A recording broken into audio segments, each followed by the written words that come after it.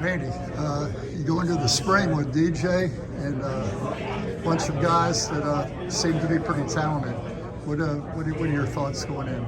Well, thoughts is just to get those guys to come out and rebuild off last year. You know, with Blake coming back, you got Omar, he'll be back, and you have Crowder coming back, and then you got DeMarco, which has been a surprise of the spring right now as far as workouts and things like that. You know, we got a core of a group of guys that has played some football and looking for a lot out of them this spring. You know, and expectations, what they want to get done. And we tell those guys all the time, the biggest emphasis is we want to make sure that you come into spring football communicating with each other. Because the more you communicate, because you're about to be the leader of the defense, and no matter who you are on the football field, as long as you communicate and do all the right things, great things expected from you. You mentioned DeMarco had a good off season. Can you talk to us a little bit about DeMarco? Well, DeMarco was a young man that we brought in from Georgia last year, and we expected some things from him. But, you know, he started off slow, like typical freshman, starting off slow, go through things, got to get adapted and everything else. And as the season went on, he still was picking up things up and down. But then all of a sudden, he come back in this January, he's been a totally different person. I think he's understanding what football expectations here, what is Florida State expectations, what expectations of him as a young man. And he's been a young man that's been, you know, not surprisingly because he had it in him, but the expectations from him has stepped up. And the guys on the team have seen it, the guys in the linebacker group have seen it, and they've talked to him about it, that he had to keep pushing himself to be that type of person to make us successful. The skill sets he possesses, explain them to us if you could. Well, he's very smart, very, very smart guy that has, you know, his 10 to 15 quickness is really, really exceptional, what we like to see from him. And, you know, Blake is probably the fastest, more athletic guy. But when you get in that 15 changes of direction, him and DeMarco goes at it. And I think that was something that the competition and those guys challenging each other to be that way. And we're expecting a lot of them. There's be a big spring for them, like anything else, big spring for all of us. But like we told them, just to communicate and take charge and control of what we're trying to get done. Let me ask you about Jonathan Cryer. He's a guy that kind of caught my eye, and our fans don't know a lot about him yet. Well, you know, Crowder was a young man recruited a couple of years ago, and he came in the summertime, visited, liked what he's seen and everything else, but he chose to go to Northwestern. And over 6 months later, you know, he's back here at Florida State, which was tremendous for us because he's a young man that's very smart, big guy that can move, but he understands football. He was a really good baseball player coming out of high school. Athletic family. His brother is the point guard for the University of Houston. Oh, wow. Oh, yeah. So, you know, it's in his family and everything else, but he's a smart young man. He plays, he knows the game, he likes the game, he likes enjoying what he's doing, and we expect big things from him because he went through the whole last year as being the next guy in, that fourth, fifth linebacker in the game, and he got some reps in practice, got a little bit in the game, but now it's time for him to take that next step also. Okay.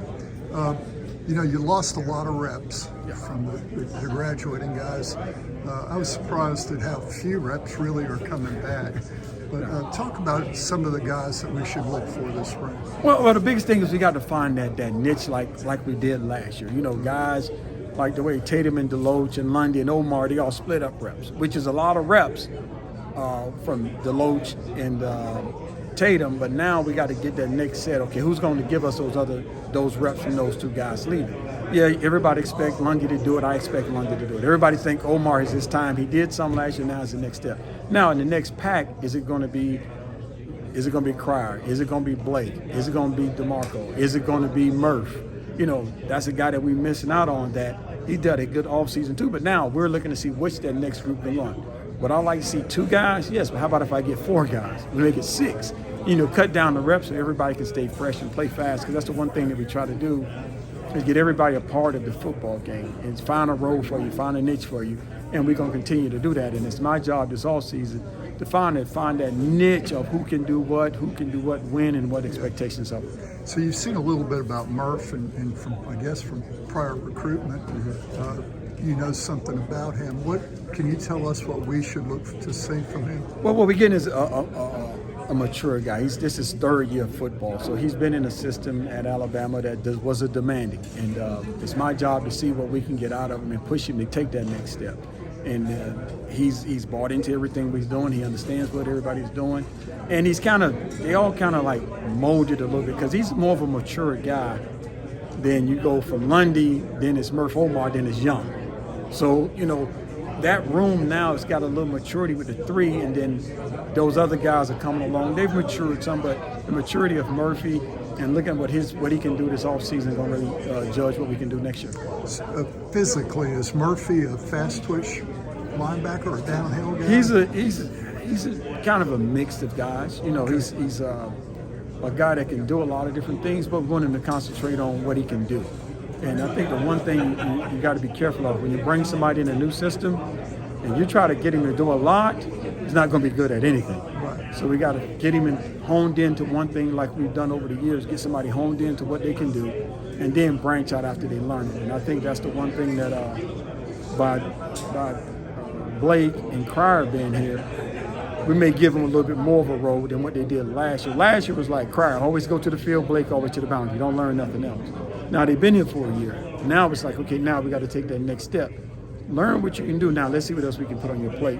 And now we'll see what Murphy do. He's an older guy, and see him go, see what he can do. And then all of a sudden, middle of spring football, if he's picked it up, fine, we'll give him a little bit more. But if he's not, we want to keep him in that zone to where he can really, really get comfortable. The last question is, do you have any idea what it is that Murphy looks like he would do well Not to start really. with? I really don't know. I mean, all these guys, you don't know what your shoulder pass get on. I like the athletic movement of all the linebackers, and I think as a group, the defensive staff like the way all of them move around. Even the young kids, Tamiri and Jake, they moved around well, but you don't know until pads get in. They're a little lost right now because of terminology, but when pads come in, the bullets start flying, we'll know a lot more.